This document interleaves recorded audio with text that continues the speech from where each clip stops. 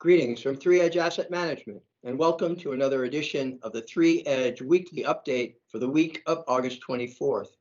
My name is Fritz Folts. I'm the Chief Investment Strategist here at 3Edge, and pleased to be joined here once again today by Steve Cucchiaro, President and Chief Investment Officer at 3Edge Asset Management. As we do each week, Steve and I will provide a brief update on the global capital markets, and then we'll focus on a particular topic that we hope will help clients to better understand current issues that may be driving the global capital markets during this extraordinary period. And today, Steve and I will be focusing on what is rapidly becoming a topic of much debate among investors, and that is the subject of inflation. Recently, there have been some signs that inflation, which has been absent for many years, may be about to make a comeback. And now, the subject of inflation is particularly relevant since Fed Chair Powell, who spoke this week at the Jackson Hole Symposium, and during his talk, Powell was actually quite explicit in regards to the Feds adjusting their policy towards inflation. But before we get to that, let's just get caught up with the global capital markets this week.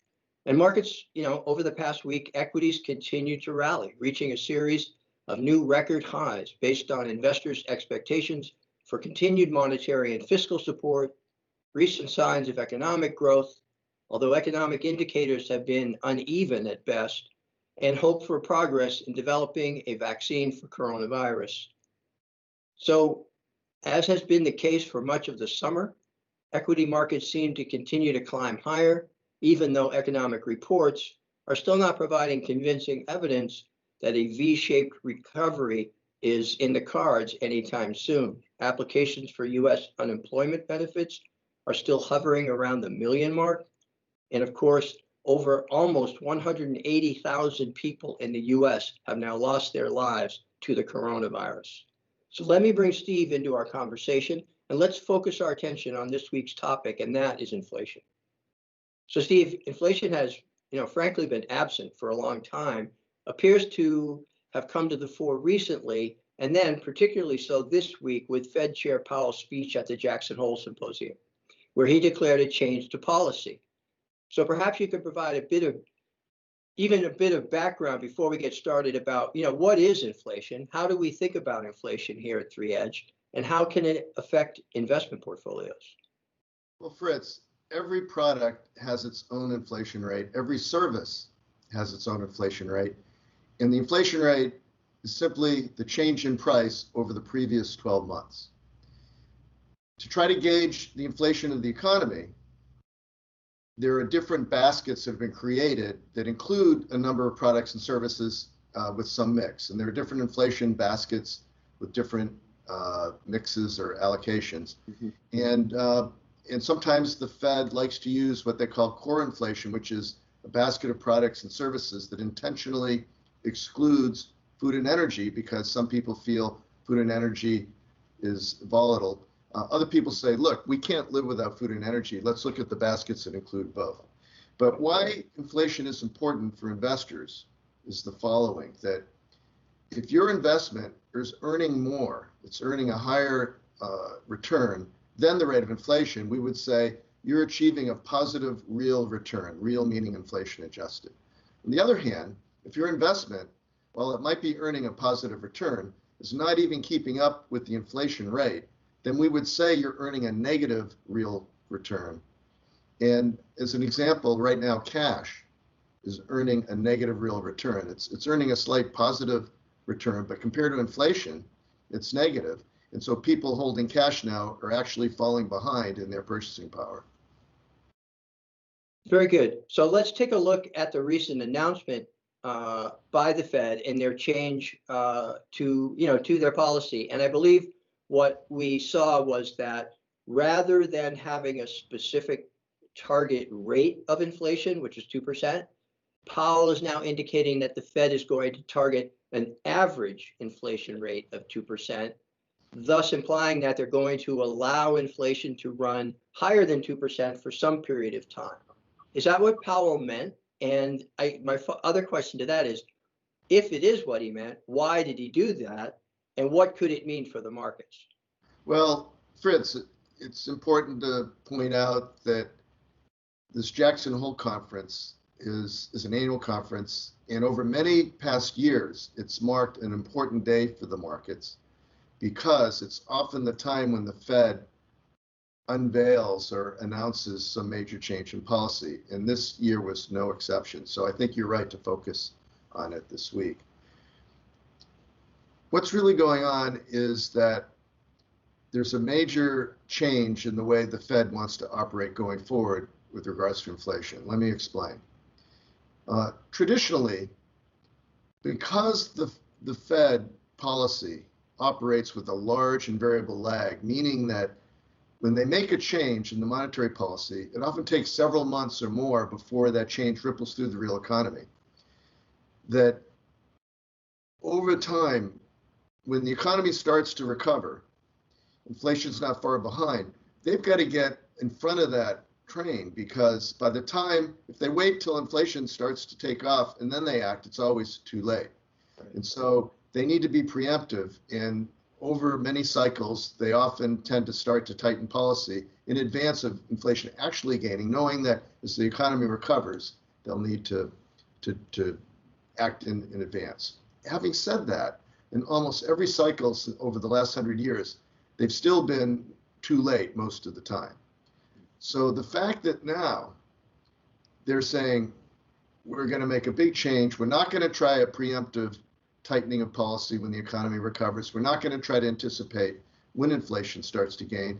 And in fact, in that trade-off between unemployment and inflation, where they're supposed to pay attention to both mandates, they are now going all in keeping monetary policy really loose. Even if the economy starts to pick up, even if inflation starts to pick up, they're just going to keep the economy and the monetary policy loose, hoping that unemployment comes down. And then when it comes down, they're still going to keep it loose.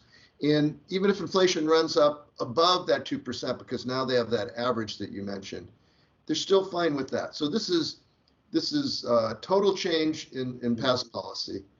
And it's very important to note that. Now, there's one other expectation people had in this announcement that didn't happen, and that has to do with the subject of yield curve control. There was a sense that the Fed would also announce that while they're keeping the short rates low, which is what they control directly, federal funds rate is a very short-term rate, that maybe they go even beyond that and say, look, we want to keep long-term rates artificially low as well. And they didn't say that, and so we did see after the announcement, long rates started to tick up, and this could have implications for investing. Very good. So I have sort of a follow-up to that. And one interesting component of any conversation about inflation for me has always been the fact that there's this difference between the actual rate of inflation versus inflation expectations. And this is interesting because it isn't often that one can quote Peter Pan when discussing the markets, but when we refer to inflation expectations, the line for Peter Pan goes, all the world is made of faith and trust and pixie dust. So there you have it. But perhaps you could just shed some light on the important difference between the actual rate of inflation and inflation expectations, and why the difference between the two is important. It's very important. It's good you bring this out, Fritz. The actual rate can bounce around quite a bit month to month. But why inflationary expectations is so important? Number one, inflationary expectations provide the market's forecast of what inflation might be in the future, which is more important than what it was in the past. Number two, inflationary expectations often affect future inflation as a self-fulfilling prophecy. If investors collectively think inflation is going to rise, often it causes inflation to rise. What Powell indicated was that he's worried that if inflation expectations are too low, it's going to cause inflation to stay too low, and that has a different set of problems. So inflationary expectations are very important, and they're a very important part of the modeling we do when we model the global capital markets. Now, are inflationary expectations just a survey that somebody takes? No, not at all. Inflationary expectations can be determined by the markets themselves. And if you simply take the 10-year Treasury bond yield, you compare that with the 10-year Treasury inflation-protected bond yield, or the TIP yield, you subtract one from the other, you get exactly what inflationary expectations are, because the only difference between a 10-year Treasury bond and a 10-year inflation-protected Treasury bond are inflationary expectations. So there's a way to measure it. We can see it change every single day. And we know it's below the Fed's target. And we know the Fed is now very explicit, saying it wants to get that number not only up to target, but it would be happy if it went above target for a while. Excellent. And so one more question is, as we know, one way to attempt to gain perspective during a period of time where you might be at an inflection point or things don't seem absolutely clear, oftentimes it's helpful to consider other periods in history that might help to inform our understanding of the current market environment. And so I guess my question is, could you point to any periods in history that could provide us with more perspective on where we are in regards to inflation? Well, it's funny you should ask that, Fritz, because lately I've been getting a very strong sense or feeling of deja vu, but in reverse. So let me explain. Back in September of 1981, I was a young senior economist at a firm called Data Resources, otherwise known as DRI. And at that time, the firm was the world's leading economic consulting firm. And as a young senior economist, they sent me on my first trip out to Napa Valley, where they held a worldwide economics conference. They flew in famous economists from all over the world to talk about inflation and interest rates. And if you think back to September of 1981, that happened to be the month when we had all-time peak interest rates. The 10-year bond yield was over 16%. Inflation was in double digits. And what really struck me at that time was that while inflation and interest rates have been climbing for 40 years, ever since World War II, all of those economists expressed the view that inflation was here to stay, high rates were here to stay, and no one was advocating a turn in the bond market. Shortly after that, Chairman Volcker, the head of the Fed at the time, made a declaration that was a departure from past policy. And he was so determined to change the course of inflation that he made a declaration that he would keep monetary policy tight, even if the economy continued to weaken from there. And that was not orthodox policy. That was completely against past policy. But that's how determined he was. And people now look back and point to that declaration as marking the turning point in a 40-year bond bear market and turning the market around. And now we look back and know that that was the beginning of the next 40-year bond bull market. So now I see what Chairman Powell declared at this week's Jackson Hole conference. It was exactly the opposite. He said, we are going to keep policy loose, even if the economy continues to recover, even if inflation starts to move up. Again, very big departure from Fed practice and policy.